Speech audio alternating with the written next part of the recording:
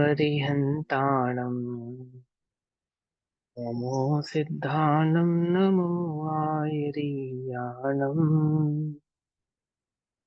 नमो वज्रायाणम् नमो लोये सवसाहुणम्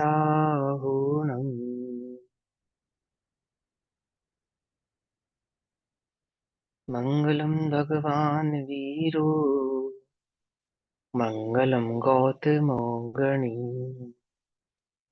मङ्गलं कुन्दकुन्दार्यो जैनधर्मोऽस्तु मङ्गलम् सर्वमङ्गलमाङ्गल्यम् सर्वकल्याणकारकम् सदानां सर्वधर्माणां जैनं जयतु शासनम्।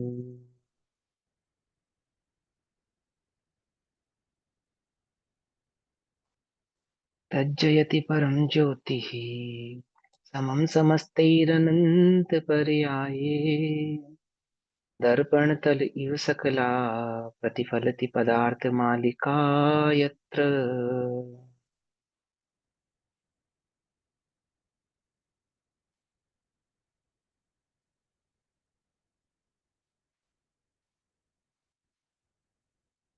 हमारी रात्रिकालीन कक्षा का विषय चल रहा है आचार्य श्री अमरचंद्र देव द्वारा रचित पुरुषार्थ सिद्धि उपाय। पुरुषार्थ सिद्धि उपाय अर्थात मूलभूत वस्तु स्वरूप की प्राप्ति होना, है ना। पुरुष यानी कि आत्मा, अर्थ माने प्रयोजन। पुरुष का अर्थ तत्व भी होता है, द्रव्य भी होता है, ठीक है ना। यानी कि प्रयोजन भूत द्रव्य की प्राप्ति का होना, यानी आत्म भाव की प्राप्ति का होना, सो पुरुषार्थ सिद्धि उपाय है। इस पुरुषार्थ सिद्धि उपाय में मुख्यता तो किसकी है? कि मुख्यता तो उपदेश किसका दिया जाता है? मुनि धर्म का उपदेश दिया जाता है। और मुनि धर्म का उपदेश दिया जाता है, इसका अर्थ है कि शुद्धोपयोग का उपदेश दिया जाता है कि हे जीव, तू निरंतर शुद्धोपयोग में परिणमन कर। अब कदाचित तो शुद्धोपयोग में परिणमित नहीं होता है या असमर्थ है, तो हम तुझे श्रावक धर्म का उपदेश करते हैं। ठीक, यहां तक सबको क्लियर है बात, है ना। अब उस उपदेश में सम्यक दर्शन की आराधना के पश्चात सम्यक ज्ञान की आराधना यहाँ पर कर रहे हैं। जो सम्यक ज्ञान की आराधना का उपदेश कर रहे हैं उसमें ये बात निहित है कि उस जीव को सम्यक दर्शन प्रकट हुआ है। तो जो चर्चा हो रही है वो सम्यक दृष्टि की अपेक्षा से हो रही है ना। और जिन जीवों को सम्यक दर्शन प्रकट करना है तो उनके लिए भी ये उपदेश उसी भाव से निहित है कि दर्शन और ज्ञान के स्वरूप को भली प्रकार से पहचान कर उसकी आराधना करके अपने जीवन में उस भाव को प्रकट करें। वस्त्रादव में अर्थात धर्म की उत्पत्ति सम्यक दर्शन सहित ही होती है, इसका निश्चय करके धर्म के स्वरूप को अंगीकार करे। ठीक, यहां तक क्लियर हो गई बात। अब सम्यक ज्ञान की आराधना में श्लोक number 36, page number 73, 73 page number है और श्लोक नंबर 36 है। तो 36 नंबर के श्लोक और 73 नंबर के पेज पर सम्यक ज्ञान के 8 अंगों की चर्चा होगी।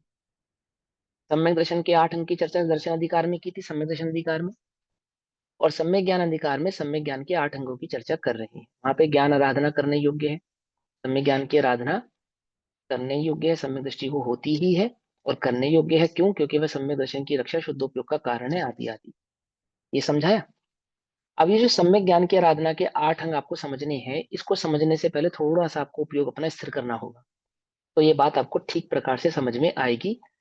यूं तो पूरा ग्रंथ ही समझने योग्य होता है, लेकिन क्योंकि विशेषकर ज्ञान की आराधना का प्रसंग है, तो ज्ञान की आराधना में ज्ञान की आराधना किसको कहना और किस प्रकार से ज्ञान की आराधना की जाती है, वो भाव ही 36 नंबर के श्लोक में विस्तृत भाव से समझाया जाएगा, कहा जाएगा। ठीक, अब देखो, जैसे हम आपसे बोले मुनि, ये शब्द हमने आपको बोला मुनि, तो आपके माइंड में या आपके ज्ञान में जो छवि बनी वो कैसी बनी? कि जैसा आपने मुनि का स्वरूप समझा है, नगन दिगंबर मुनिराज है, पीछे का मंडल सहित है, ठीक है ना।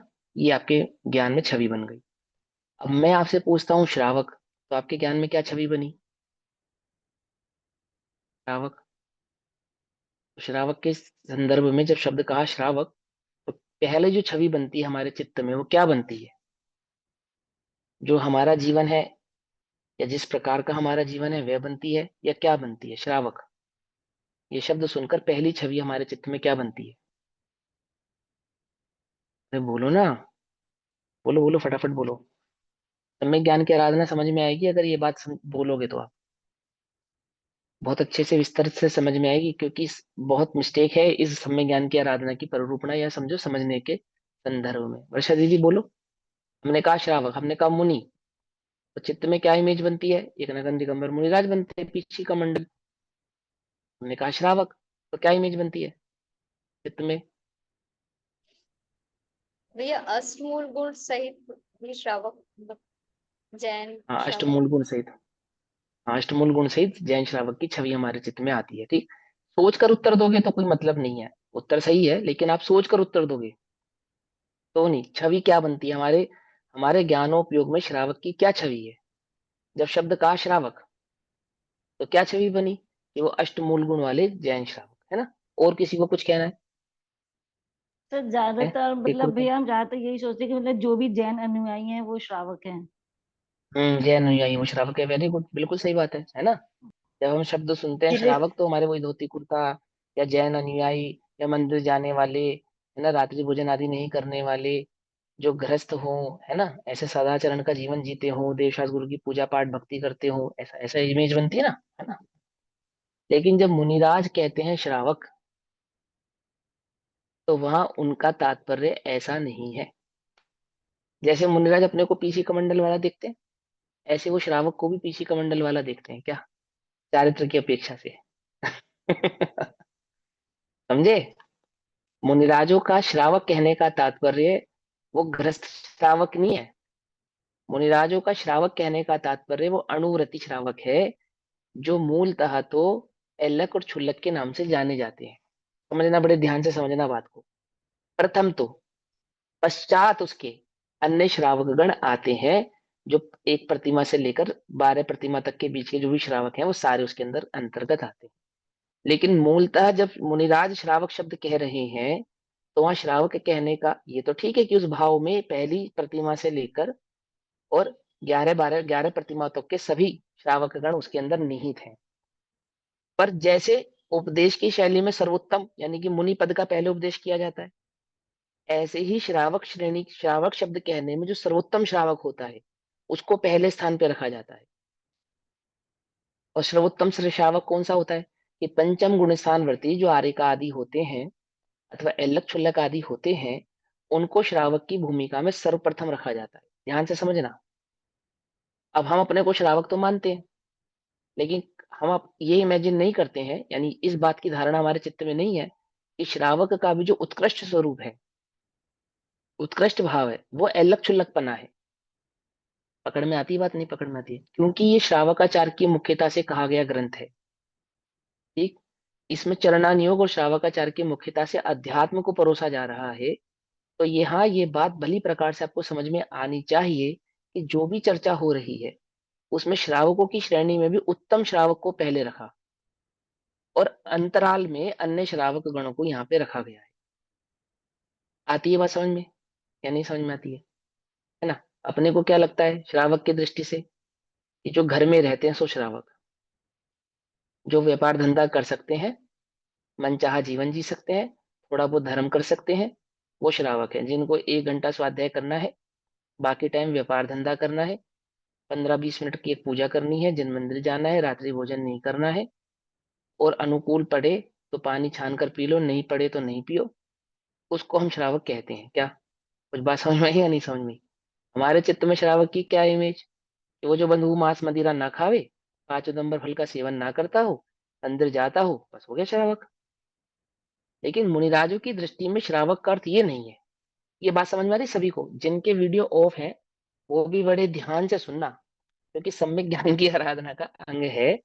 और अंग को आराधना किसको कहती है, आराधना कैसे की जाती है, वो समझेंगे यहाँ पर, है ना। तो सर बात समझ सर में आई? हाँ बोलो। हाँ। तो सर अभी जो ये हम चर्चा कर रहे हैं, तो हम लोग हम्म। एज अ श्रावक we are not here then in this converse जो ये है कह है रहे। है, लेकिन सबसे लास्ट में हम है। लास्ट लास्ट स्टेज के हैं, हाँ वी आर द हाँ, लास्ट लास्ट वन, स्टेज में, हाँ हाँ लास्ट लास्ट में स्टेज। है। हाँ, हाँ हम इसके तो अंदर हैं, डोंट वरी। लेकिन हमारा नंबर सबसे आखिरी का है, ठीक है। समझे? हाँ, भले ही सम्यक दर्शन सही थी क्यों ना हो, भले ही सम्यक दर्शन सही थी क्यों ना हो, तो भी नंबर आखिरी है। श्रावकों की श्रेणी में भी जो सर्वप्रथम श्रावक काउंट होगा वो अलग चुल्लक काउंट होगा। मगर अगर हमको सम्यक दर्शन हुआ हो, मगर हम हाँ गृहस्थ हाँ जीवन में है, इसलिए हम लास्ट है। हाँ हाँ, पहली प्रतिमा तक अगर है, और अगर पहली प्रतिमा भी नहीं है तो फिर उससे भी नीचे समझो। क्योंकि श्रावक, हालांकि 5 उदंबर फल और 3 मकार का त्याग होवे सो श्रावक पना है, लेकिन चरणान योग में श्रावक धर्म की जो प्ररूपणा होती है ना, वो पहली प्रतिमा से शुरू होती है। ध्यान से समझना है ना, पंचम गुणस्थान वर्ती को श्रावक कहते हैं यहाँ, चौथे गुणस्थान वर्ती को अवृति कहते हैं, श्रावक अवृति कहते हैं। और जब यहाँ श्रावक पने का उपदेश किया जा रहा है तो वो व्रतों की मुख्यता से किया जा रहा है, और व्रतों की मुख्यता से वहां पहली प्रतिमाधारी जो श्रावक भाव है वो वहां पे ग्रहण किया जा रहा है। आ रही है बात समझ में? नहीं समझ आ रही है? वो पहली प्रतिमाधारी वाला जो श्रावक है वो लास्ट है, और वो 11 प्रतिमाधारी वाला जो श्रावक है वो फर्स्ट है, उत्तम है। पकड़ में आती है बात? नहीं पकड़ में आती? सम्यक दृष्टि तो दोनों ही है, सम्यक दृष्टि तो दोनों ही है। और वहां वो जो अवृति श्रावक है, तो उसको वह उपदेश भाव है कि तू, उसको भी कहते कि पहले में पहले तो मुनि बन, मुनि नहीं बन सकता तो पंचम गुण सावर्ती श्रावक बन। क्या कहा? आवर्ती रहने का उपदेश नहीं है, क्योंकि मैं सम्यक दृष्टि हूं इसलिए मैं आवर्ती रह सकता हूं, ऐसा उपदेश नहीं है।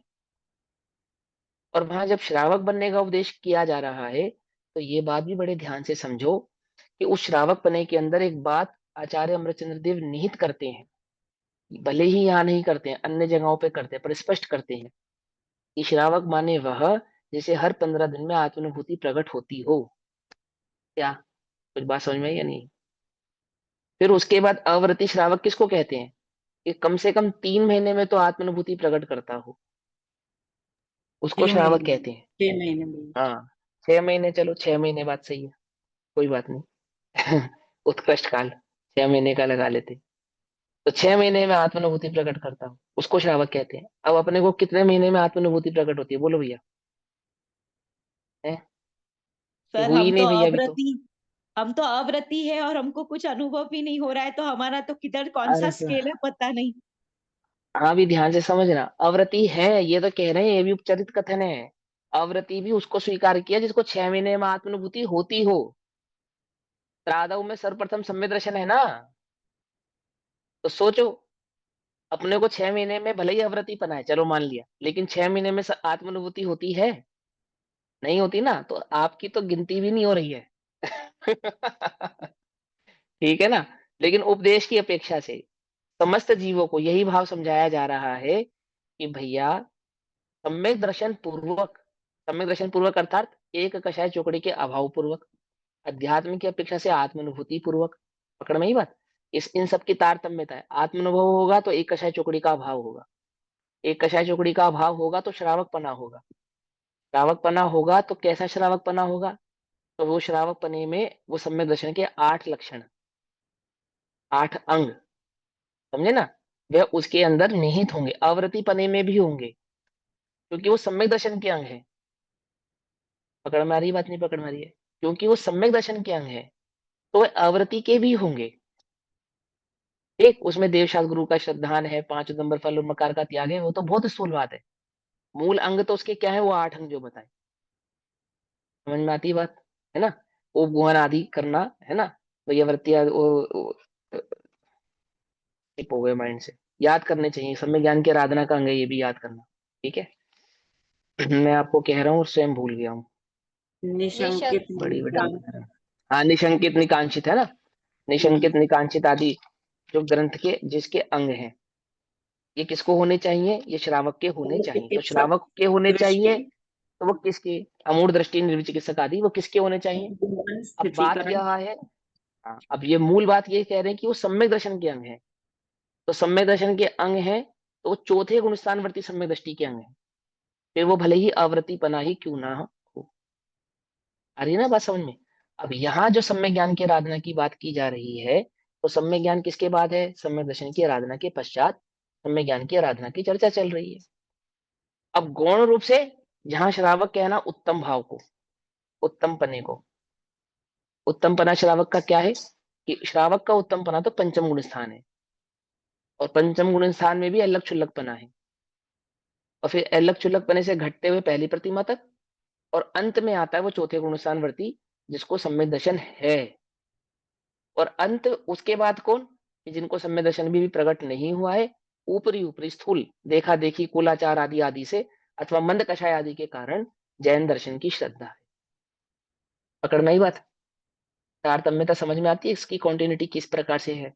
हाँ, अब यहाँ पे सम्यक ज्ञान की आराधना का अंग कहते हैं, तो सम्यक ज्ञान की आराधना के अंग में ये कहते हैं कि सुनो भाई, प्रशस्त अनेकांत रूप पदार्थों के स्वरूप को भली प्रकार से संशय विपर्य आदि रहित होकर जो जाना, तत्पश्चात उस जीव के क्या प्रकट होता है? वह सम्यक ज्ञान की आराधना के 8 अंग प्रकट होते हैं। ऐसे सम्यक दृष्टि जीव को सम्यक ज्ञान की आराधना के 8 अंग होते हैं। वह जो सम्यक ज्ञान की आराधना करता है, उस आराधना का लक्षण इन 8 अंगों के माध्यम से हमको बतलाते। तो कौन कौन से वो 8 अंग हैं, समझेंगे ध्यान से। ग्रंथार्थो भय पूर्णम कालै विनयेन सोपधानम च बहुमानेन समन्वितमन्निन्नवं ज्ञानमराध्ययम्। ग्रंथार्थो भय पूर्णम अर्थात ग्रंथ रूप, ग्रंथ रूप का अर्थ है शब्द रूप, फिर कहा अर्थ रूप, और फिर कहा उभय रूप। शब्द अर्थ शुद्धता से परिपूर्ण, काल काल में अर्थात अध्ययन काल में आराधना करने योग्य, विनयन मन वचन काय की शुद्ध रूप विनय, और सोपधानम अर्थात धारणा युक्त, बहुमानेन अत्यंत सम्मान से अर्थात देव गुरु शास्त्र के वंदन नमस्कार आदि सहित, और तथा अनिन्नवम अर्थात विद्या गुरु को छुपाए बिना ज्ञानम ज्ञान की आराधना करने योग्य है। 8 अंग गिनाए यहाँ पे ज्ञान की आराधना के। कौन कौन से 8 अंग बताए? सबसे पहले तो बताया शब्द रूप, शब्द रूप या आगम रूप कह सकते हैं उसको, ग्रंथ रूप भी कह सकते हैं। इस शब्द का ज्ञान होना, अब इसकी विस्तृत चर्चा करेंगे, पहले 8 अंग के नाम समझ लेते हैं। सबसे पहले कहा शब्द रूप, फिर कहा अर्थ रूप, फिर कहा उभय रूप। 3 तो समझ में आते हैं। शब्द का ज्ञान होना, शब्द का ज्ञान होना यानी कि अक्षर का ज्ञान होना, आप जो पढ़ रहे हैं, आप जो सुन रहे हैं, अथवा आप जो बोल रहे हैं, उस अक्षर का ज्ञान होना। अक्षर ही ज्ञान नहीं होगा तो बात ही समझ में नहीं आएगी, है ना। यानी कि जो ग्रंथ हम पढ़ रहे हैं, जिस जिनवाणी का हम पठन कर रहे हैं, श्रवण कर रहे हैं, उसका अक्षर ज्ञान होना अनिवार्य है। अक्षर ज्ञान हुए बिना वस्तु बात जो कही जा रही है वह समझ में आती नहीं है। फिर उस अक्षर का अर्थ क्या है, जो अक्षर अथवा जो शब्द कहा है ना, उस शब्द का अर्थ क्या है, ठीक। और फिर उभय यानी कि शब्द और अर्थ शब्दार्थ, शब्द और अर्थ शब्दार्थ। तो शब्द क्या है, शब्द का अर्थ क्या है, और उभय का अर्थ होता है भावार्थ। जो अर्थ कहा है, जिस शब्द का जो अर्थ कहा है, उस अर्थ का भाव क्या है, किस भाव में ये बात कही जा रही है, किस भावना से ये बात कही जा रही है, किस नए से ये बात कही जा रही है ना, वो है भावार्थ। भाव को, उभय भाव को समझना। काल, काल विनय कहलाती है कि किस काल में जिनवाणी का पठन पाठन करना। विनय, विनय पूर्वक मन वचन काय की शुद्धि पूर्वक विनय पूर्वक जिनवाणी का पठन पाठन पाठन करना। धारणा युक्त होकर, धारणा युक्त यानी कि उसको चित्त में बिठाना, धारण करना। और विनयवान होकर अत्यंत सम्मान के साथ देवशास्त्र गुरु आदि की आराधना पूर्वक उस जिनवाणी का पठन पाठन करना, सुनना, और विद्या गुरु का नाम छुपाए बिना। ये 8 प्रकार से सम्यक ज्ञान की आराधना की जाती है, ठीक। ये उसका अन्वय अर्थ हुआ। अब इसके हम भाव को पूर्णमंडी के आधार से समझेंगे, समझते हैं। सबसे पहले क्या कहते हैं? ज्ञानम आराध्यम अर्थात श्रद्धावान पुरुषों को सम्यक ज्ञान आराधन करने योग्य है। श्रद्धावान पुरुषों को अर्थात श्रद्धावान पुरुषों को अर्थात जिनको सम्यक दृष्टि प्राप्त हुई है। हाँ, सम्यक दृष्टि हो गया ना, सम्यक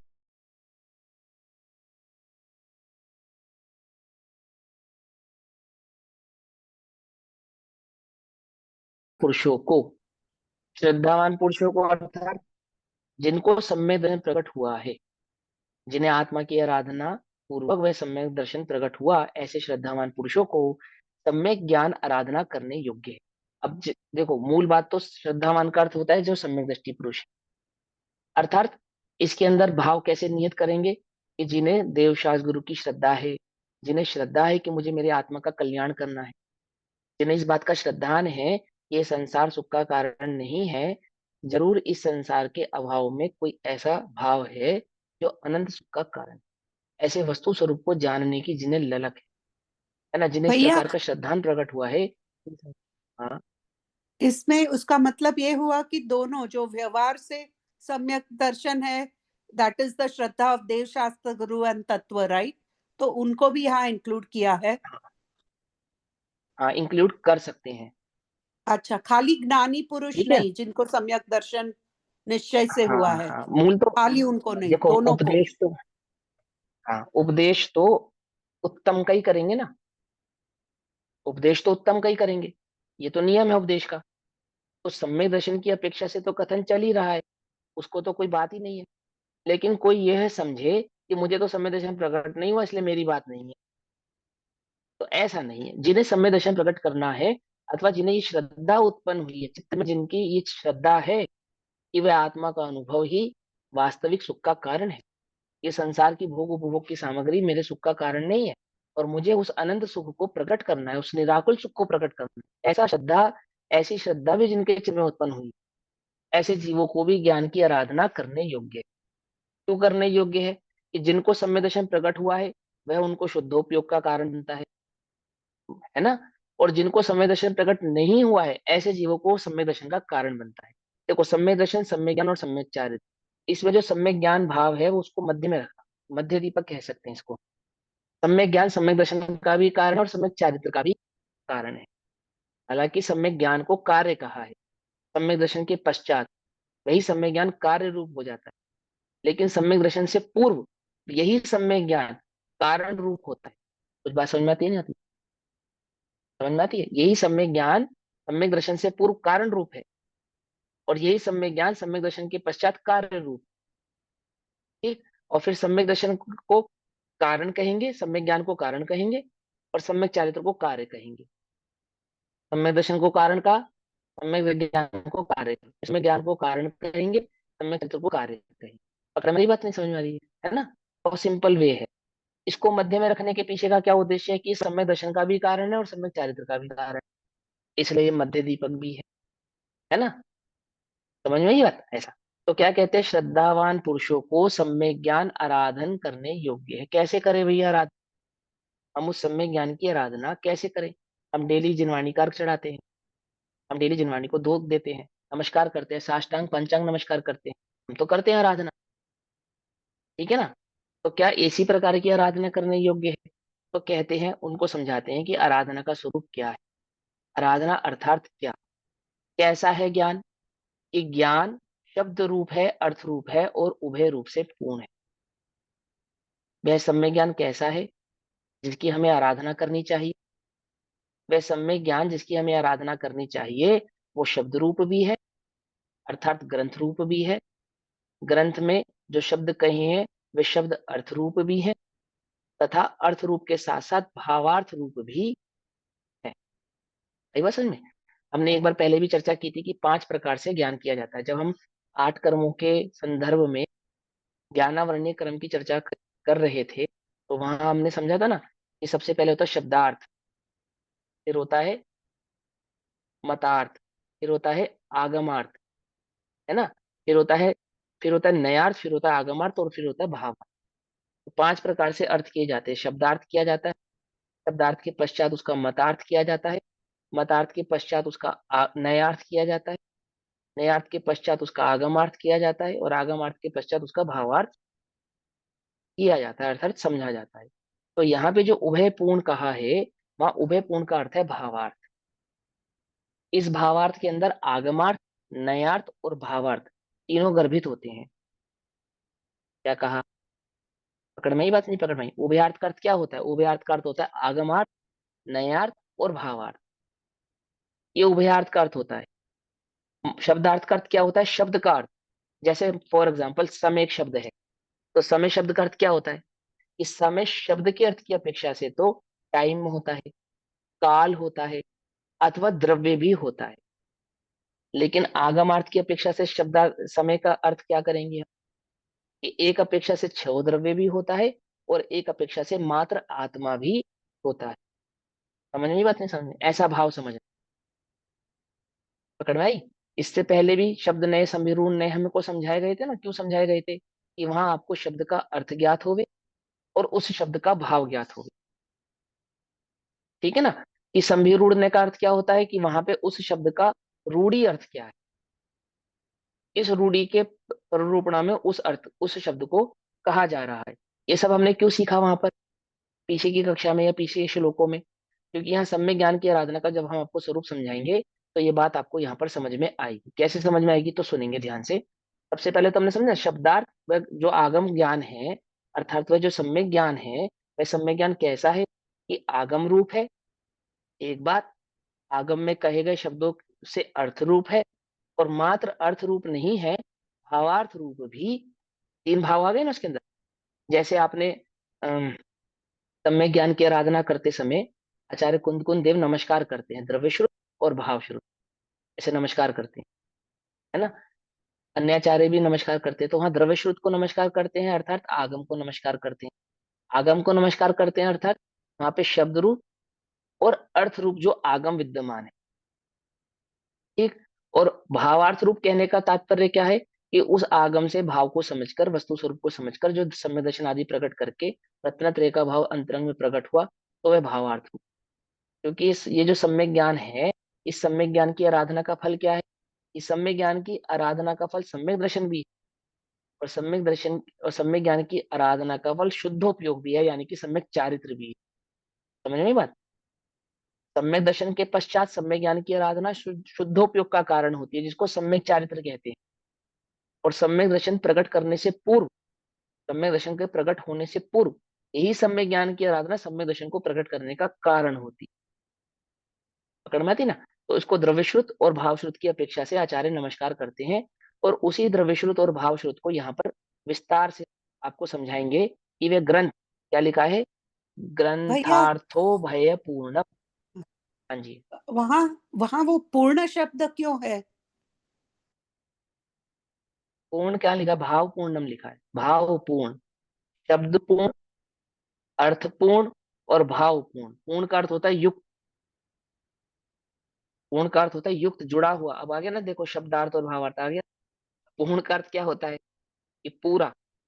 ये मात्र पूरा नहीं होता है, पूरा नहीं होता है मात्र। पूर्ण का अर्थ युक्त भी होता है, जुड़ा हुआ, जिसमें भाव समाहित हो उसे कहते हैं भावपूर्ण। जिसमें शब्द समाहित हो उसे कहते हैं शब्दपूर्ण। जिसमें अर्थ समाहित हो उसे कहते हैं अर्थपूर्ण। समझ में बात? नहीं समझ में? जैसे सर सार उभय गर्भित। मीन्स, भैया उभय मीन्स भाव या उभय मीन्स मिश्र? हाँ, तो ये उभय का अर्थ भाव है यहाँ पर। ठीक है, अभी ध्यान से सुनो, आगे आगे मत चलो, जो बोल रहा हूँ उसको सुनो ना। अभी कम से कम 10 बार बताया कि यहाँ उभय का अर्थ भाव है। आपके पूछने में कोई दोष नहीं है ना? पूछ सकते हैं, लेकिन इंटरप्शन नहीं होना चाहिए ना अन्य लोगों को भी क्लास। इसलिए शांति से पेशेंसली हम सुनेंगे तो बात समझ में आएगी। तो देखो ध्यान से, अर्थरूप और उभय से पूर्ण। अब देखो, ठीक है, शब्द उभय शब्द का जब शब्दार्थ करेंगे तो मिश्र ही आएगा, लेकिन यहाँ पर इसका भावार्थ समझना है हम। क्यों समझना है भावार्थ? उभय का अर्थ क्या है? यहाँ उभय का अर्थ होता है भावार्थ। आगम में कहे गए उन शब्द और उन शब्दों के द्वारा परिणित अर्थ, और उन अर्थों का भाव क्या है? भावार्थ। जैसे फॉर एग्जाम्पल एक कथा, एक बात सुनाता हूँ, ध्यान से समझो।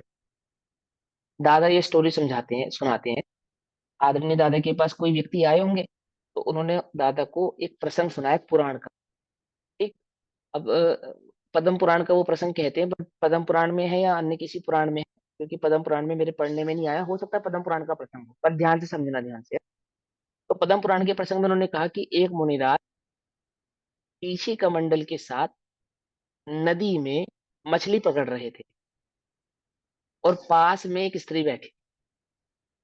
ठीक। पद्म पुराण में कहानी आती है, उस कहानी के अनुसार एक मुनिराज, नगन दिगंबर मुनिराज, पीछी कमंडल सहित नदी में मछली पकड़ रहे थे और पास में एक स्त्री बैठी थी। तो वह एक युवक, एक एक धर्मात्मा जी वहां से गुजर रहा था, तो उसने उन मुनिराज को मछली पकड़ते हुए देखा। तो उसको विकल्प उठा, वो मुनिराज के समक्ष गया और वहां जाके उनने मुनिराज को पहले नमस्कार की और नमस्कार करके पूछा कि आप ये क्या कर रहे हैं। तो वो मुनिराज ने बताया कि ये मेरी स्त्री, मैंने ग्रस्त काल की स्त्री है और इसको मछली खाने की इच्छा हुई है, तो ये मेरे पास आई है, तो मैं इसकी इस इच्छा का निवारणार्थ करने के लिए मछली पकड़, ऐसा वो पूरी कथा है। तो उस कथा का जो सार वो समझाना चाहता था दादा से, वो ये कहता है कि देखो, उस व्यक्ति ने पहले मुनिराज को नमस्कार किया इस अवस्था में कि वो मछली पकड़ रहे हैं, और फिर बाद में उनको पूछकर उसका निराकरण किया कि ये करने योग्य है या ये नहीं करने योग्य है। तो इसका ये अर्थ हुआ कि कोई कितना भी शिथिलाचारी क्यों ना हो, पहले तो वो नमस्कार करने योग्य है, वंदन करने योग्य है, ये अर्थ निकाला। तब दादा ने उसका निराकरण किया कि सुनो भाई, जब हम किसी को कोई बात समझाते हैं तो समझाने से पहले उसके प्रति थोड़ा सा उसको सॉफ्टली, विनय पूर्वक समझाई जाती है बात। तुम एकदम से गुस्सा करके से नहीं समझा सकते। जब हम किसी को सही बात समझाते हो, मार्ग समझाते हो, तो वहां उसको विनय पूर्ण पूर्वक ही वो बात समझाई जा सकती है। तो वहां नमस्कार करने का अर्थ वो नवदा भक्ति पूर्वक मुनिराजों को नमस्कार करना नहीं है। वहां नमस्कार करने का अर्थ है विनय पूर्वक अपनी बात को कहना। समझ में ये बात नहीं? समझ में? या तो कहो मत, कहो तो विनय पूर्वक कहो। पकड़ में आती नहीं? पकड़ में आती बात।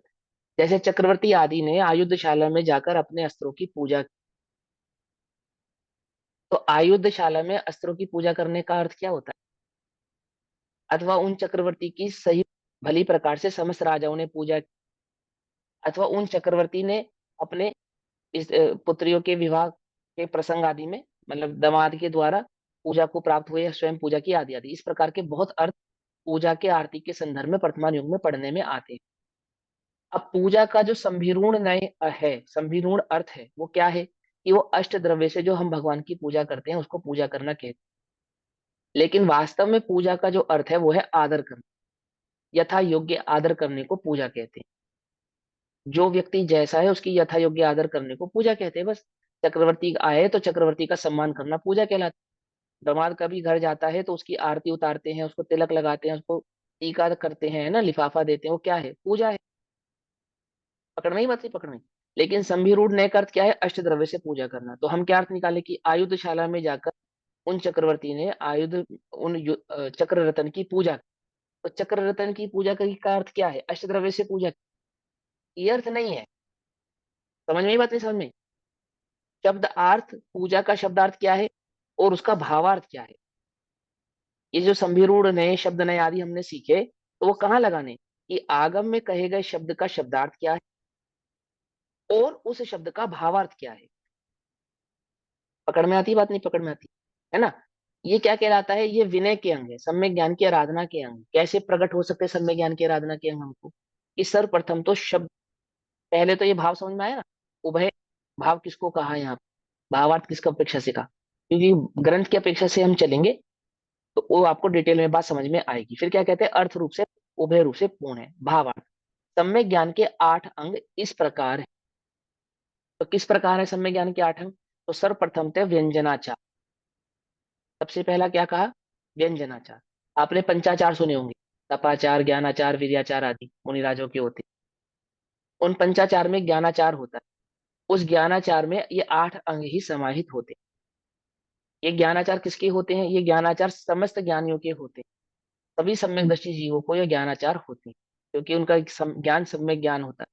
जिनका ज्ञान सम्यक ज्ञान होता है उनके ये ज्ञानाचार होते हैं। आचार मतलब आचरण, आचार, आचार मतलब प्रवृत्ति, आचार मतलब उपयोग की उस प्रकार की धारणा, है ना? मन वचन काय रूप उसका उस प्रकार से आदर करना, प्रस्तुत करना, व्यवहार करना, वो सब आचार का ही भेद है। तो सबसे पहले कहा व्यंजनाचार।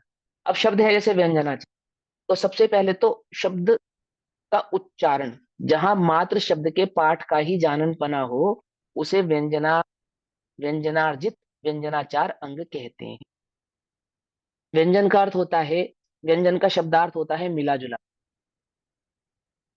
एक व्यंजन का शब्दार्थ क्या होता है? मिला जुला। लेकिन यहाँ व्यंजनाचार का अर्थ क्या है? इस जैसे स्वर और व्यंजन, हिंदी व्याकरण में आपने सुनोगे स्वर, आ आ इ ई उ क ख ग घ व्यंजन। तो जो शब्द है, अक्षर है, उसको व्यंजन कहते हैं। एक बात, उस व्यंजन यानी कि उस अक्षर का सही प्रकार से उच्चारण करना, उसका सही सही भाव लिखना, लिखने में शुद्धि होना और बोलने में शुद्धि होना, उसको कहते हैं व्यंजनाचार। सम्यक ज्ञान के 8 अंगों में सबसे पहला होता है व्यंजनाचार। व्यंजन का शब्द क्या है? अर्थ बताया, मिला जुला। लेकिन हिंदी व्याकरण में भावार्थ क्या है व्यंजन का? अक्षरार्थ, अथवा जो दिखाई दे उसको भी व्यंजन कहते हैं। जो स्थूल हो, जो दिखाई दे, उसको भी व्यंजन कहते हैं। ये तो उसके शब्दार्थ और भावार्थ हो गए।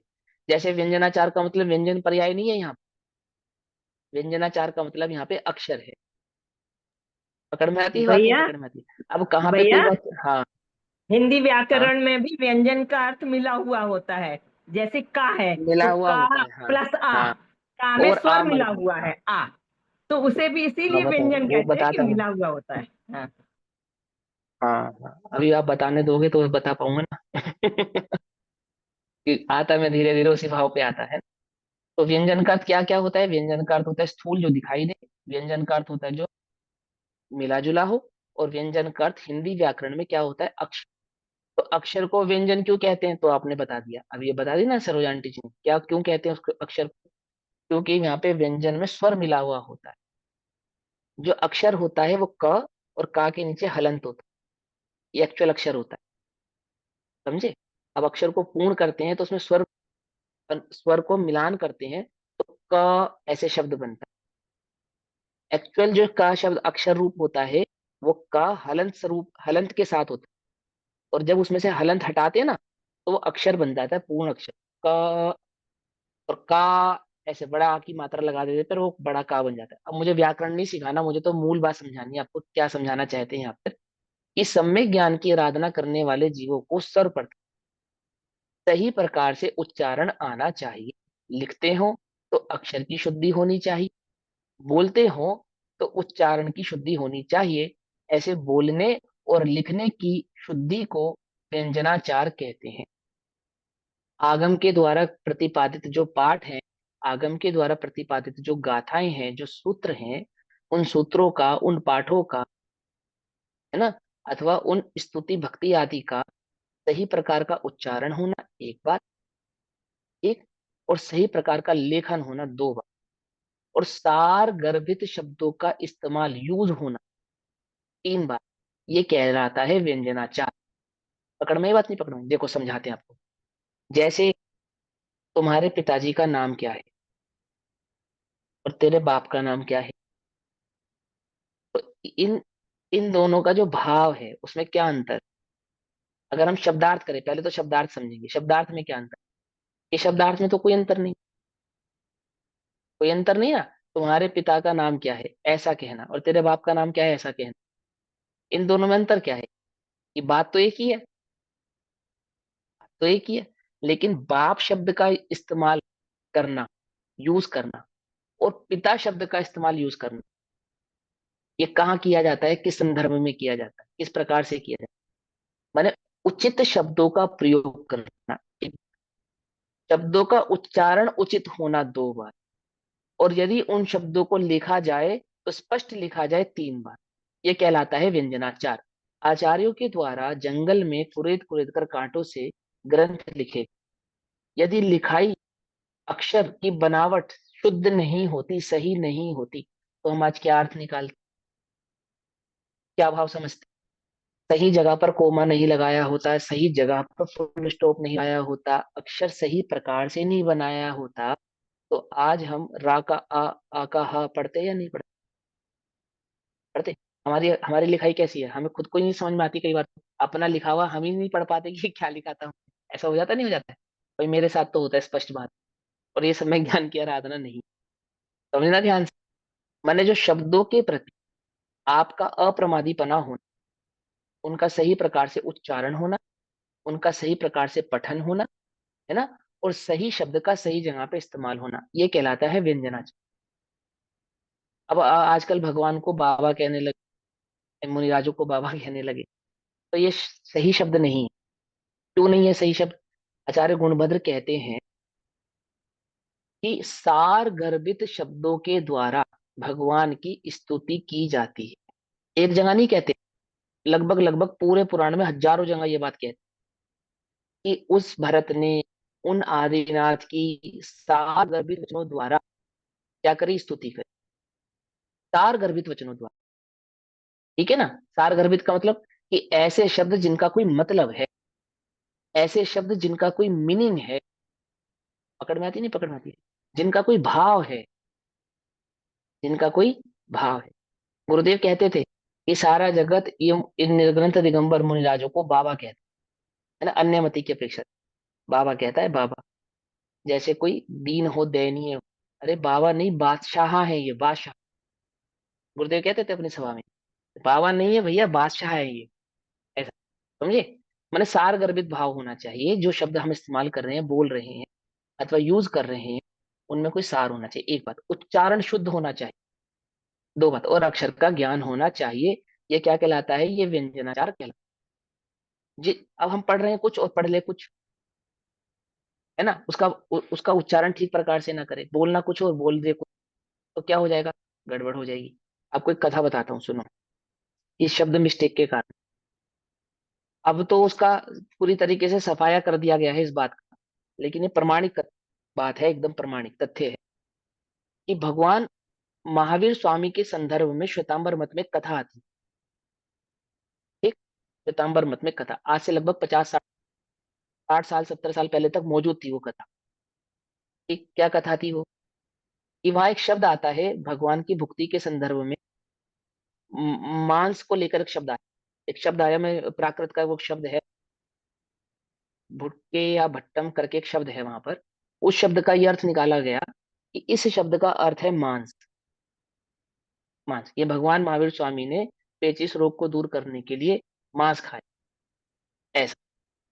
ठीक, फिर बाद में उस पर बहुत ज्यादा ऊहापोह हुई, बहुत ज्यादा अ, ऊहापोह होने के बाद, विचार विमर्श होने के बाद अंतिम इस निष्कर्ष पे पहुंचे कि वो मांस नहीं है, उड़द की दाल के बाकले, कि वो फला श्रावक की श्राविका ने बनाए थे अपनी बिल्ली के खिलाने के लिए।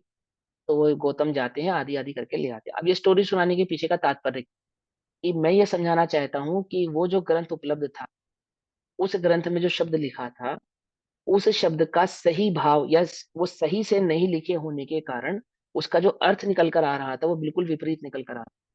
जैसे बहुत प्रसंगों में बहुत बहुत फेमस डायलॉग है, जैसे रोको मत जाने दो, तो उसमें कोमा अगर आगे पीछे कर दें तो पूरी लाइन का अर्थ बदल जाता है। रोको, कोमा, मत जाने दो। और रोको मत जाने, तो दोनों का अर्थ अलग हो गया ना। एक जगह तो अर्थ हो गया कि रोको, और दूसरी जगह अर्थ हो गया कि जाने, रोकना नहीं, है ना? तो इस प्रकार के फुल स्टॉप आदि लगाने से या कोमा आदि का यूज करने से कितने सारे भाव बदल जाते हैं। चिंता में और चिता में एक बिंदी का मात्र का अंतर है या नहीं है? कार्यक्रम में और क्रियाक्रम में एक मात्रा मात्र का अंतर है। तो एक मात्रा यहाँ से वहां हो जाने पर, एक बिंदी यहाँ से वहां हो जाने पर, ये किसका व्यंजनाचार का अर्थ चल रहा है? क्या हो जाता है? अर्थ का अनर्थ हो जाता है। तो जो सम्यक ज्ञान के आराधक है उन्हें क्या करना चाहिए? यदि आपकी लिखावट सही नहीं है तो आपको लेखन का कार्य नहीं करना चाहिए, अथवा करे भी तो बहुत सावधानी पूर्वक आदि आदि वो सारे नियम करना चाहिए। मैंने आचार्यों के गुण बता रहे हैं यहाँ पे कि जो लेखन करते हैं ना आचार्य, वो व्यंजनाचार प्रबल ज्ञाता होते हैं, ये समझो आप। और सम्यक ज्ञान के आराधक जीवों को क्या करना चाहिए? कि अपनी उच्चारण शक्ति अथवा लेखन शक्ति को स्पष्ट करना चाहिए। और सम्यक दृष्टि जीव को होती है, सहज ही होती है, चिंता नहीं करो। वो मैं आपको समझाऊंगा कर्णन्यों के सिद्धांत ग्रंथों की अपेक्षा से कि किस प्रकार से होती है। जैसे आगम का ज्ञान परिपूर्ण हो जाना अथवा रिद्धि आदि प्रकट हो जाना, ऐसा सातवें आदि गुण स्थानों में सहज ही उपलब्ध हो जाता है, समस्त मुनिराजों को हो जाता है। ठीक है ना? सातवें आठवें गुण स्थानों में जाकर इस प्रकार के भाव आठवें गुण स्थान में प्रकट हो जाते हैं, अपने आप प्रकट हो जाते हैं। क्यों प्रकट हो जाते हैं? तो वो व्यंजनाचार का एक भेद है, उसके कारण प्रकट हो जाते हैं। जो आगम पुराणिक की रचना करते हैं या जो गणधर होते हैं, वो ग्रंथों की रचना करते हैं, आगम की रचना करते हैं, तो वो व्यंजनाचार को भली प्रकार से ज्ञाता होते हैं, व्यंजनाचार के जानने वाले होते हैं। ये तो उत्कृष्टता की अपेक्षा से। लेकिन हम जैसे पाठ आदि पढ़ते हैं, नमोकार मंत्र आदि पढ़ते हैं, यदि हम सम्यक दृष्टि होना चाहते हैं अथवा हम सम्यक दृष्टि हैं, तो जो हमारा उच्चारण है, भले ही वो एक नमोकार मंत्र का हो, भले ही वो भक्तामृत स्तोत्र का हो, भले ही वो दर्शन पाठ का हो, है ना, या अन्य अन्य स्तुतियों का हो, वो कैसा होना चाहिए? शुद्ध होना चाहिए। यदि वह शुद्ध नहीं है तो वह सम्यक ज्ञान की आराधना भी नहीं। पकड़ में आ रही बात? नहीं पकड़ में? सम्यक ज्ञान की आराधना किसको कहना? यदि तुम अपने सम्यक दर्शन को शुद्धोपयोग में कन्वर्ट करना चाहते हो, एक बार, और यदि अपने मिथ्या ज्ञान को सम्यक दर्शन में कन्वर्ट करना चाहते हो, दूसरी बार, तो इस सम्यक ज्ञान की आराधना के बिना तो वो प्रकट नहीं होगा। और उस सम्यक ज्ञान की आराधना में सबसे पहली आराधना है व्यंजनाचार। व्यंजनाचार का अर्थ क्या हुआ? कि शुद्ध उच्चारण, शुद्ध लेखन और अच्छे शब्दों का प्रयोग। ठीक है, जिनवाणी में जितने भी शब्द कहे गए हैं, कैसे कहे गए हैं? पूरे आगम में उत्तम से उत्तम शब्द इस्तेमाल किए गए हैं, यूज किए गए। तो यहाँ वहां के ऊट पटांग शब्द नहीं यूज किए गए कि वो फिल्मी गाने में एक शब्द बदल दिया और भजन बन गया। ऐसा नहीं। बात समझ में आती नहीं आती? किसी फिल्मी धुन में कोई दो चार शब्द इधर से उधर कर दी और भजन बन गया। लोक में जो शब्द अन्य लोगों के लिए इस्तेमाल किए जाते हैं, यूज किए जाते हैं, वही शब्द हम भगवान के लिए यूज कर रहे हैं, ऐसा नहीं। इसको क्या कहते हैं? ये विवेक है, शब्दाचार का विवेक है। क्यों? ये बुद्धि के प्रमाद को मिटाने के लिए होता है, ज्ञान के प्रमाद को मिटाने के लिए होता है। आपको पता होना चाहिए कि आप क्या बोल रहे हैं। जैसे आपको लोग में कहते हैं ना, अरे भाई क्या बोले जा रहे हो, तुम्हें खुद को पता है? होश है क्या बोल रहे हो? होश भी है, तुम्हें पता भी है किसके सामने क्या बोलना चाहिए, क्या नहीं बोलना चाहिए। ऐसा कहते हो आप? नहीं कहते? क्या मतलब है इसका? व्यंजनाचार, कि किस प्रकार के शब्दों का प्रयोग करना, और उन शब्दों का प्रयोग भी कैसा करना? शुद्ध करना। शुद्ध करना, कहना तो कुछ और चाह रहे हैं, कह कुछ और रहे हैं। यदि शुद्ध उच्चारण नहीं होगा तो क्या होगा? कि अर्थ का अनर्थ ही हो जाने वाला है। अर्थाचार पे तो बाद में पहुंचेगा व्यक्ति। शुद्ध उच्चारण शुद्ध होगा तो अर्थ शुद्ध कर पाएगा, उच्चारण शुद्ध नहीं होगा तो अर्थ भी शुद्ध नहीं कर पाएगा। जैसे एक शब्द है कल। क्या शब्द है कल? क्या अर्थ होता है कल का?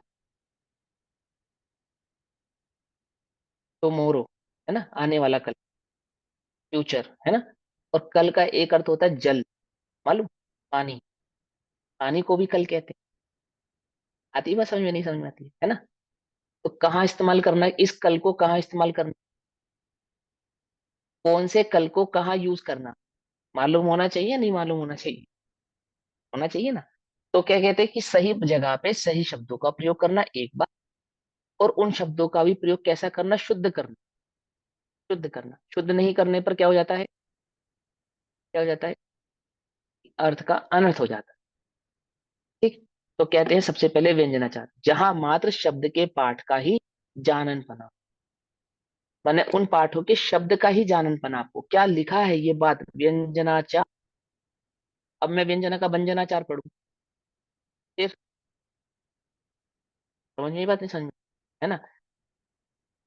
चार का अर्थ चार करूँ, चार, चार, व्यंजन अलग पढ़ू, चार अलग पढ़ू, तो क्या अर्थ निकल कर आएगा? व्यंजन चार ऐसा पढ़ू तो सुनने वाला क्या अर्थ निकालेगा?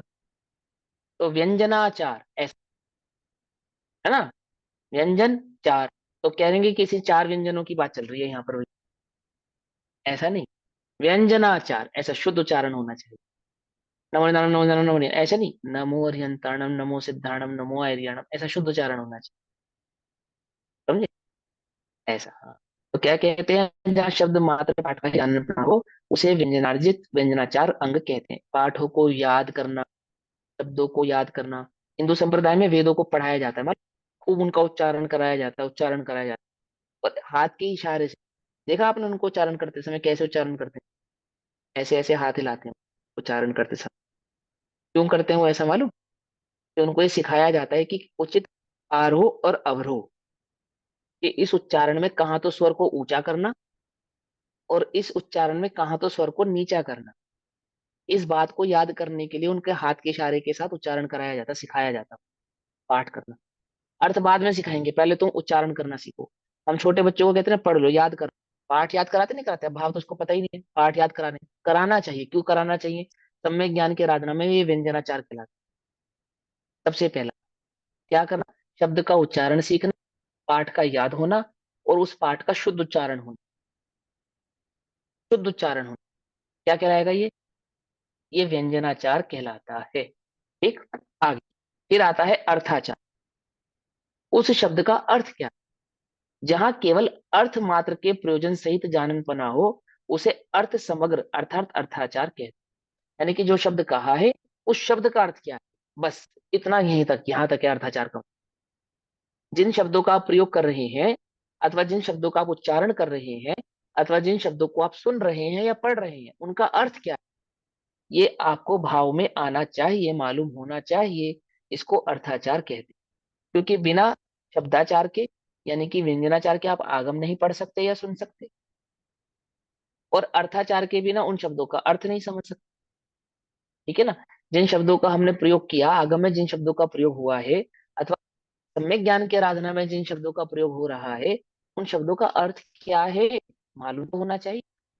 जब हम अर्थ मालूम नहीं होता है तो हम क्या करते हैं, कुछ भी उसका मतलब निकाल लेते हैं, कुछ भी उसका भाव निकाल लेते हैं। समझ नहीं पाते, समझ में, है ना। अर्थ का अर्थ होना, अर्थ का ज्ञान होना, कौन से अर्थ का ज्ञान होना, उस शब्द के अर्थ का ज्ञान होना, जो शब्द हमने उच्चारित किया है अथवा जो शब्द हमने यूज किया है। ठीक है ना। जैसे आत्मा शब्द इस्तेमाल किया, तो आत्मा शब्द का अर्थ क्या है। जीव शब्द यूज किया, तो जीव शब्द का अर्थ क्या है। जिन शब्दों का हम प्रयोग कर रहे हैं उन शब्दों का वहां पे अर्थ क्या है, ये अर्थाचार कहलाता है सम्यक ज्ञान की आराधना में। अर्थभाषित नहीं होने पर, क्या भाषित नहीं होगा, फिर क्रम है इसका। सबसे पहले शब्दाचार होगा तो अर्थाचार तक जा पाएगा, और जब अर्थाचार होगा तो भावार्थ यानी कि उभयाचार पर जा पाएगा। भावार्थ तक पहुंचने के लिए अर्थ शब्दार्थ होना जरूरी है, और शब्दार्थ तक पहुंचने के लिए शब्द का ज्ञान होना जरूरी है। ये क्या कहलाता है, क्या कहलाता है, ये व्यंजनाचार और अर्थाचार आदि कहलाता है। तो जहां जहां मात्र शब्द के पाठ का ही जाननपना हो, है ना। अब मोक्ष मार्ग प्रकाशक जी के प्रथम अधिकार में पंडित टोडरमल जी ने वहां शब्द को स्वयं सिद्धा कहकर, शब्द को सिद्ध रूप स्वीकार कहा ना वहां पे, तो वहां पे व्यंजनाचार की आराधना में शब्दों की आराधना स्वयं सिद्ध है, किसी के द्वारा बनाए गए नहीं है, ऐसा कहा वहां उन्होंने। जैसे हम बचपन में किताब को गलती से पैर लग जाता था तो ऐसे छूते थे, ऐसे ऐसे करते थे, पाँव लग जाने पे क्यों करते थे, उसको कहते हैं विद्या है। तो विद्या है अर्थात क्या है, वो शब्दाचार की आराधना, मैंने उस लिखे हुए शब्द के प्रति जो आदर का परिणाम है, आदर का परिणाम है, उसको कहते हैं वहां पे शब्दाचार, यानी अक्षरों के प्रति जो आदर है आप। क्यों है, क्योंकि इन अक्षरों के बिना हम आगम का जो डे बाय डे, यानी अपनी एक संतति से दूसरी संतति में जो हम ले जाते हैं ना आगम के ज्ञान, आगम ज्ञान को ले जाते हैं, आगे ले जाते हैं, तो इस शब्दाचार के बिना आगम ज्ञान आगे नहीं जा पाएगा। जब अक्षर नहीं होंगे तो इन अक्षरों के बिना आप आगम ज्ञान को आगे कैसे लेकर जाओ। पकड़ में आती नहीं, पकड़ में आती बात। तो अक्षर का ज्ञान होना, अब समय समय पर अक्षर बदल रहे हैं।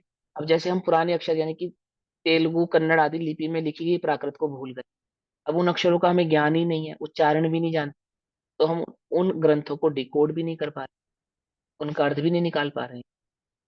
तो इसलिए आचार्य कह रहे हैं कि सम्यक ज्ञान की आराधना मतलब क्या, कि ग्रंथ आगम जिन अक्षरों में लिखे गए हैं उन अक्षरों का ज्ञान आपको होना चाहिए, तभी तो उन अक्षरों से आप अर्थ निकाल पाओगे। अर्थ तो बहुत बाद में निकालोगे, अब तो अक्षर ही नहीं पढ़ पाए, लिखा क्या है, अक्षर लिखा क्या है पढ़ ही नहीं पा रहे। हमारे आंखों के सामने चाइनीज भाषा में कोई बात लिखी, अक्षर का ही ज्ञान नहीं है, बोलो। उसका अर्थ तो बाद में निकालेंगे, अभी तो अक्षर ही नहीं मालूम, अक्षर ही नहीं मालूम। पकड़ में ही बात नहीं, पकड़ में कि भैया गूगल लेंस कर लेंगे, अरे गूगल में भी उन अक्षरों, उन्हीं अक्षरों का मात्र ज्ञान है जिसका ज्ञान संतति से आगे चल पाए। जो पुरानी भाषाएं है ना गूगल लेंस उनका भी अर्थ नहीं कर पाते। पकड़ में ही नहीं, पकड़ में ही बात, मैंने अक्षर ज्ञान कितना जरूरी है। आपको सम्यक ज्ञान की आराधना में आगम को यदि आगे ले जाना है तो वहां अक्षर ज्ञान होना अनिवार्य है। क्योंकि अक्षरों के माध्यम से ही, शब्दों के माध्यम से ही आप उस आगम के ज्ञान को आगे ले जा पाए। जो आपको याद है आपके साथ चला जाएगा, चला जाएगा नहीं चला जाएगा। धरसेनाचार्य को विकल्प आया, क्या विकल्प आया, कि ये जो आगम है अब ये आने वाली संतति तक कैसे सुरक्षित रहेगा, आने वाले जीवों को इसका ज्ञान कैसे होगा। तो उन्होंने क्या किया कि दो योग्य मुनिराजों को बुलाया। अब वहां पे योग्य कहने का तात्पर्य क्या था, कि जो व्यंजनाचार में निपुण हो, क्या कहा?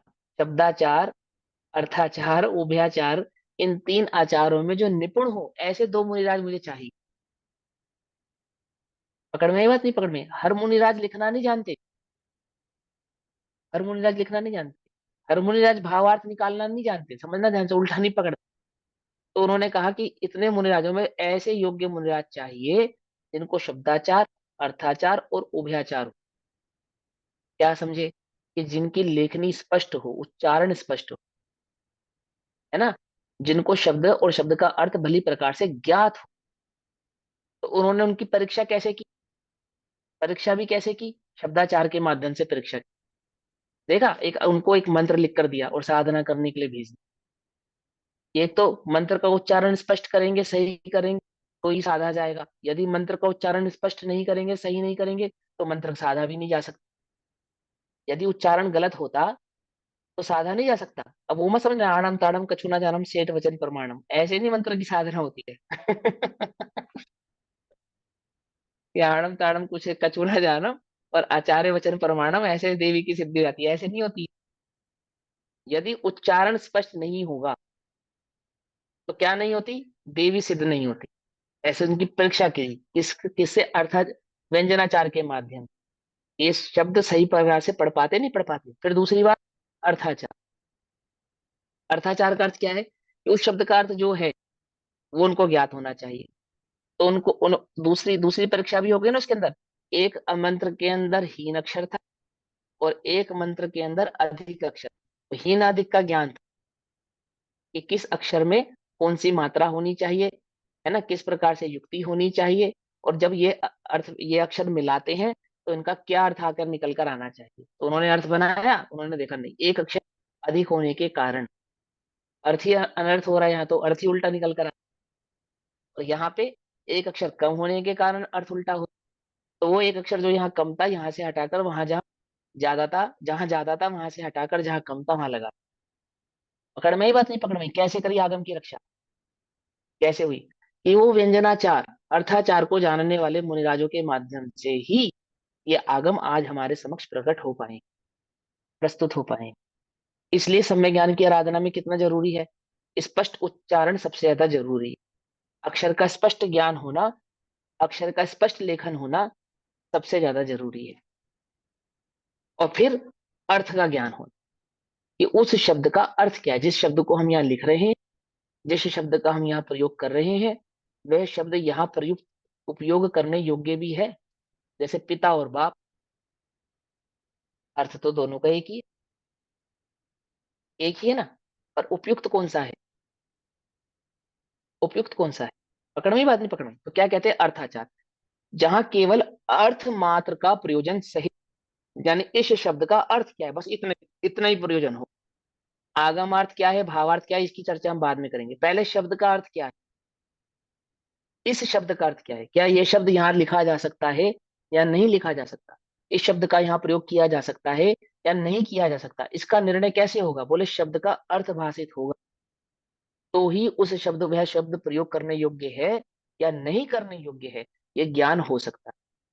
तो क्या कहते हैं? जहां केवल अर्थ मात्र के प्रयोजन सहित जान पना हो उसे अर्थ समग्र यानी कि अर्थाचार कहते हैं। पढ़े जा रहे हैं, अर्थ मालूम ही नहीं है तो पढ़ना, पहली बात बिना अर्थ के पढ़ना ये भी सम्यक ज्ञान की आराधना है। लेकिन मात्र पढ़ के संतुष्ट हो जाना, तो बोले नहीं, पढ़ना तो अर्थ भी जानना सम्यक ज्ञान की आराधना का दूसरा। समझे? बोलो भैया। एक अंग हो और एक अंग ना हो, माने हाथ हो और पाँव ना हो, तो कैसा लगेगा मनुष्य? और पाँव हो और हाथ ना हो तो कैसा लगेगा? तो सम्यक ज्ञान जो सर्वांग अंग है, एक अंग हो एक ना हो तो कैसा लगेगा वो सम्यक ज्ञान? सम्यक ज्ञान है या नहीं? परिपूर्ण को ही पूर्ण कहा जाता है ना, परिपूर्ण होना चाहिए, सर्व प्रकार से पूर्ण होना चाहिए। तो जो संतुष्ट है, जिनका उच्चारण स्पष्ट है, तो उनको आगे की आराधना करनी चाहिए, यानी कि अर्थ भाव को पहचानना चाहिए। और जिनके उच्चारण स्पष्ट नहीं है उनको क्या करना चाहिए? उन्हें उच्चारण स्पष्ट करने चाहिए। पकड़ में ही बात? नहीं पकड़ में? ये क्या कहलाता है? ये सम्यक ज्ञान की आराधना कहलाती है। दूसरे नंबर पे अर्थ हो गया। अब तीसरे नंबर पे उभयाचार। उभयाचार, उभयाचार का अर्थ क्या होता है? जहां शब्द और अर्थ दोनों में संपूर्ण जाननपना हो उसे शब्दार्थ उभयपूर्ण अंग कहते हैं। अर्थात जहां शब्द, शब्द का अर्थ और उस शब्द अर्थ के साथ उस शब्दार्थ का भावार्थ, भाव क्या निकल कर आएगा इसका, यहाँ वह बात हो, समझ में आती हो, तो क्या कहते हैं, उसको उभयपूर्ण अंग कहते हैं। समझा ना? जैसे समय शब्द, समय शब्द का सही उच्चारण समय, फिर उसका अर्थ है काल अथवा द्रव्य, और यहाँ आत्मा को समय कहना, कहा जा सकता है या नहीं कह सकते? जैसे समय सार का नाम समय सार लिखा, आत्मा सार क्यों नहीं लिखा, जीव सार क्यों नहीं लिखा, समय सार ही क्यों लिखा? तो बोले वो उभयपूर्ण। पकड़ में बात नहीं? पकड़ में, उभयपूर्ण। यहाँ वो भाव प्रयुक्त तो होता है या नहीं होता है, ऐसा ज्ञान होने उसी प्रकार के शब्दों का वहां प्रयोग किया। तो समय सार शब्द लिखा। अब समय शब्द अर्थ की अपेक्षा से काल अथवा द्रव्य, और समय सार का भावार्थ क्या निकल कर आ जाए वहां पे, आत्मा। तो आगम में जब आगम आप पढ़ेंगे, आचार्यों के द्वारा प्रणीत जिन अक्षरों का, जिन शब्दों का वहां प्रयोग हुआ है, उन शब्दों का शब्दार्थ क्या है, उच्चारण, उच्चारण के बाद उसका शब्दार्थ क्या है, और उन शब्दों का भाव क्या है, क्या भाव आपको वे समझाना चाहते हैं, वो भाव आपको भली प्रकार से निहित होना चाहिए। देखो भैया, द्रव्य युग में तो ये ऐसा लिखा है, प्रथमा युग में ऐसा लिखा है, तो भाव पकड़ो भैया। लिखा है ना पूजा की, अस्त्रों की पूजा की, लिखा तो है। तो अस्त्रों की पूजा करते हैं, तो वहां भाव समझना कि वहां पूजा शब्द का शब्दार्थ क्या है और आगम में उसका भाव क्या है। पकड़ में ही बात नहीं? पकड़ में। तो इस प्रकार से अन्य अन्य ग्रंथों में भी, अन्य सिद्धांत ग्रंथों में भी द्रव्यानुयोग, प्रथमानुयोग, कर्णानुयोग, चरणानुयोग, चारों ही प्रकार के अनुयोगों में, और चारों ही अनुयोगों में उन शब्दों का अर्थ क्या है और उस अर्थ का भावार्थ क्या है, भावार्थ क्या है, ये भली प्रकार से जिसको ज्ञात होता है, ज्ञान नहीं है तो ज्ञान करना है ना, और ज्ञान है तो उन्हें स्पष्ट करना, मजबूत करना। तो ये क्या कहलाता है, ये उभयाचार कहलाता है। यानी कि सम्यक दृष्टि, उसे सम्यक दृष्टि जीव की, उस सम्यक दृष्टि जीव के जिसको सम्यक ज्ञान की आराधना करनी है अथवा करता है, तो वह सम्यक ज्ञान की आराधना किस प्रकार से करता है कि उसको शब्दाचार, फिर अर्थाचार, और तीसरे नंबर पे उभयाचार की आराधना होती है। यानी कि वह जब कोई उच्चारण करता है आगम आदि के पाठ हो, आगम का, भगवान की स्तुति आदि का, शुद्ध उच्चारण करना, शुद्ध उच्चारण करने का प्रयत्न करना, सीखना, समझना, उनके अर्थ को समझना, और मात्र अर्थ को नहीं, आगम में उन अर्थों का भाव क्या है, ऐसे उस भावार्थ को समझना, यह उस सम्यक दृष्टि जीव के सम्यक ज्ञान की आराधना के अंग है। यहां तक बात समझ में आई? हम्म? अब चौथे नंबर पे है कालाचार। ये कालाचार की चर्चा बहुत विस्तृत भाव से की जाती है, या बहुत प्रकार की कंफ्यूजन इसके अंदर होती है। तो अभी तो हो गया समय, इस कालाचार की चर्चा हम कल करेंगे। तब तक के लिए सभी को जय जिनेन्द्र। ओम नमः सिद्धेभ्यः। निज निधि निज में बताए, यह अनंत उपकार है, के लिए जिनवाणी मां वंदना शतबार। नमो हरिहर।